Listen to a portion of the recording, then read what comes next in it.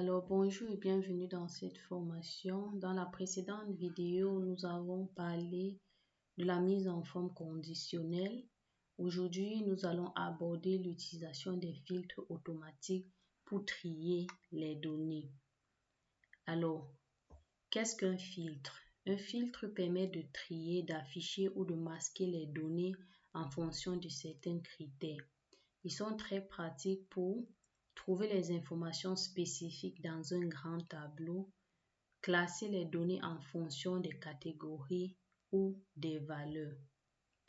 Alors, je vous ai préparé un fichier Excel que nous allons utiliser pour l'exercice. Alors, je mets toujours mes en-têtes en gras.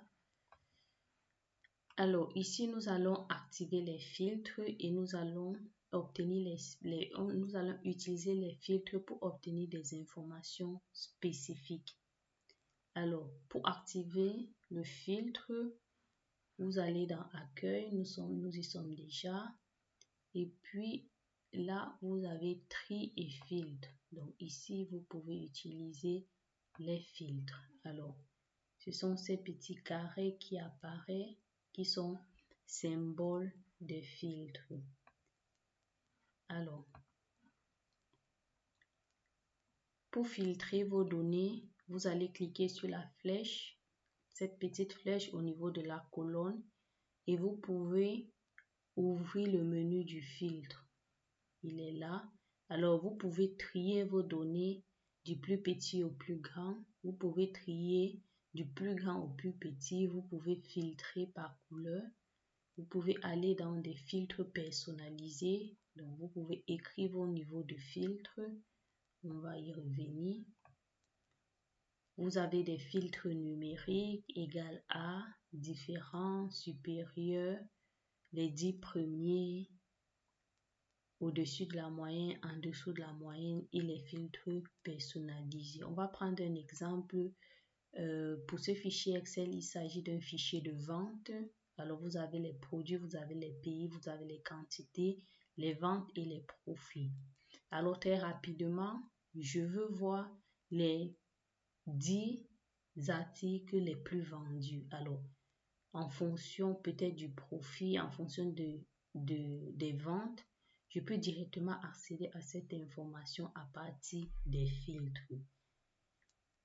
Et aussi, à ce niveau, vous pouvez décocher ou laisser cocher une valeur pour avoir des informations dont vous avez besoin. Je vais prendre l'exemple ici de City. Vous avez les ventes dans plusieurs villes. Alors, vous pouvez tout décocher et puis vous voulez juste l'information de Chicago. Alors, vous faites le OK. Et puis, vous avez cette information. Vous avez la quantité, le discount, les profits et les ventes. Et pour revenir, vous venez là, vous sélectionnez tout et vous faites le OK. Donc, ça vous permet vraiment rapidement d'accéder aux informations. Alors, dans cet exemple, nous avons bien les ventes, nous avons les quantités, nous avons les profits. Alors, qu'est-ce qu'on veut? On veut trier ceci des plus grands profits vers les moins. Alors, je vais faire ceci. Je vais aller trier du plus grand au plus petit. Alors, très rapidement, j'ai les informations. Alors, peut-être que ce qui m'intéresse, c'est de voir les catégories. Alors, je fais plus de profit en vendant dans les catégories technologie, fourniture, office supply. Je peux vouloir les informations au niveau des régions. Alors, je fais le plus de profit à l'est. Dans quel état? New York City, États-Unis. Alors, avec la fonction filtre, vous pouvez vraiment avoir accès à l'information très rapidement, surtout quand vous avez d'énormes volumes de données. Alors, vous pouvez combiner la mise en forme qu'on a vue dans la précédente vidéo avec les filtres. Alors, si on revient, c'est là, on va trier, non, on va décocher.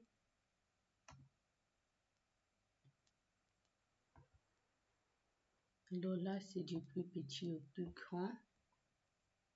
Je peux utiliser des filtres numériques et autres.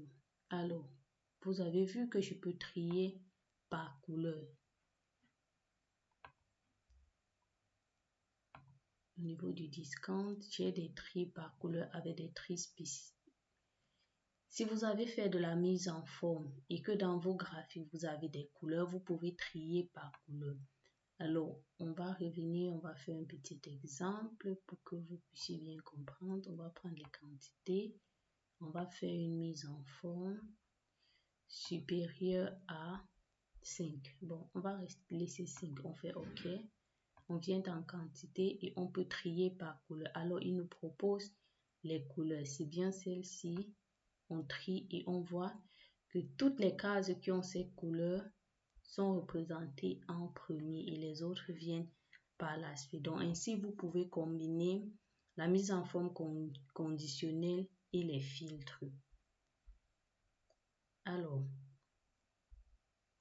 c'est tout simple, c'est tout clair, c'est tout bon. Les filtres vous permettent franchement d'avoir accès à de l'information rapidement, surtout quand vous avez de grandes bases de données, quand vos volumes sont assez larges.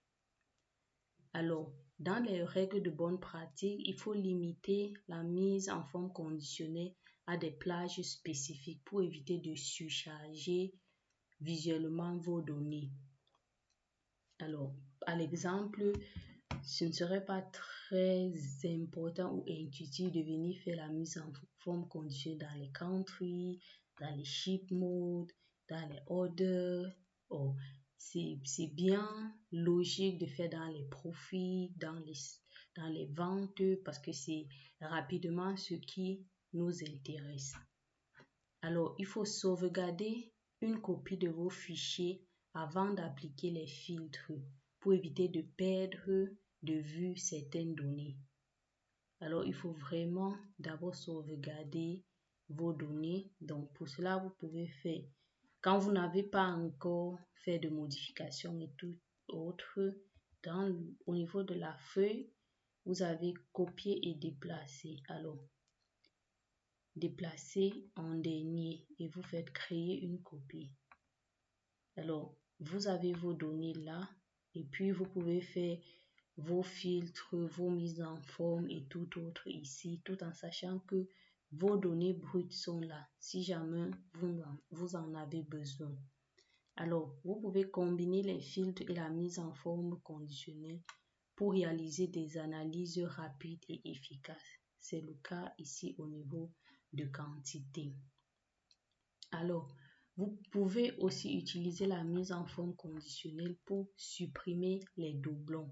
Imaginez, vous avez vos données que vous avez collectées des différents fichiers Excel ou de différents documents et vous vous rendez compte que certaines données viennent en double. Ce n'est pas très efficace puisque clairement vos calculs et autres seront erronés. Alors, ce que vous pouvez faire, c'est mise en forme conditionnelle. On a vu valeur en double. Alors, pour vérifier si évidemment dans votre fichier, vous avez les valeurs en double ou pas. Vous pouvez par la suite décider de les supprimer ou pas. Cela dépend clairement de vous. Alors, je vais utiliser le rouge foncé. Non, je vais utiliser du vert. Et je fais OK. Alors, si on descend, on se rend compte. Non. Je pense que je vais tout sélectionner mes données. Il n'a pas compris. Je vais faire mise en forme conditionnelle, valeur en double. Et puis, je vais prendre du vert. Alors, OK. Alors, il me met bien des valeurs en double. Il a trouvé des valeurs en double, mais on comprend bien que s'il avait souligné, si toute une ligne était en vert, on pouvait comprendre que c'est parce que cette ligne se répète. En fait, quand on a, comme c'est le cas ici, on comprend bien que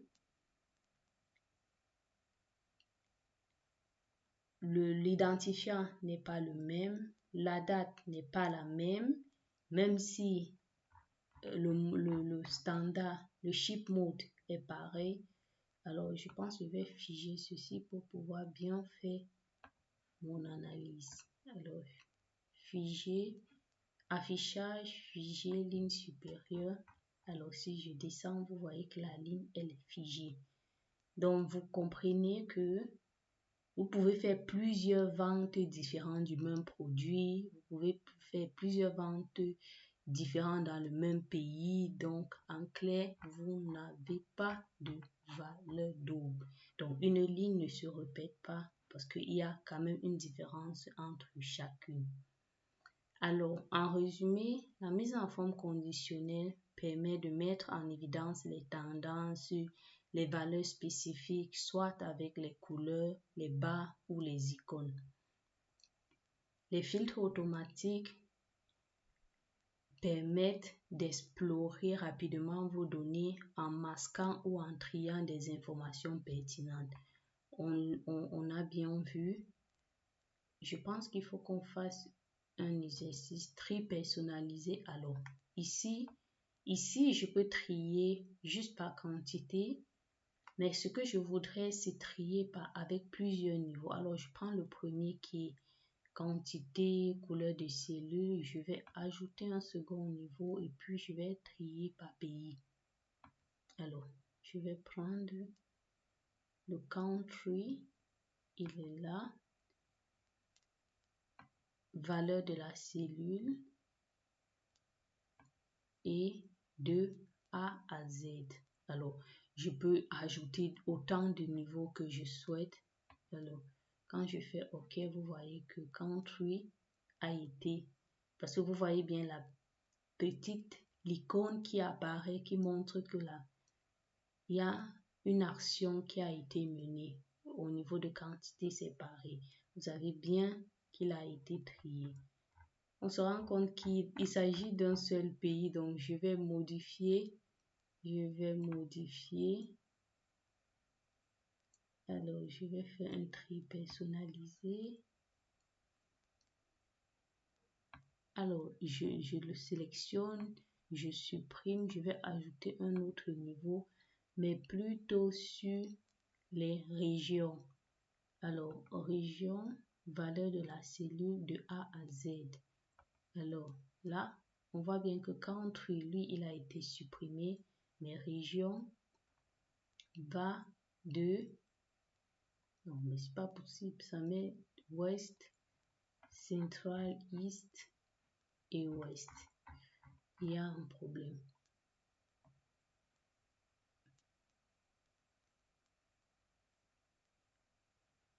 Alors, je pense clairement qu'il n'a pas compris quelque chose parce que ce West ne devait pas être là. De toutes les façons, vous avez compris, vous pouvez ajouter autant de niveaux de tri que vous souhaitez à partir de vos tri personnalisés. Vous pouvez trier à partir d'une mise en forme. Vous pouvez décocher ou cocher certaines valeurs. Alors ici, je voudrais voir les ventes réalisées.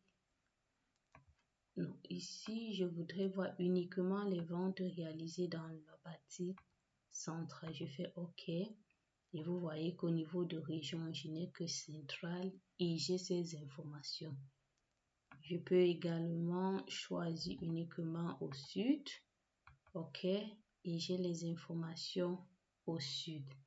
Alors, avec ces outils, vous pouvez analyser visuellement et naviguer efficacement dans des ensembles de données complexes.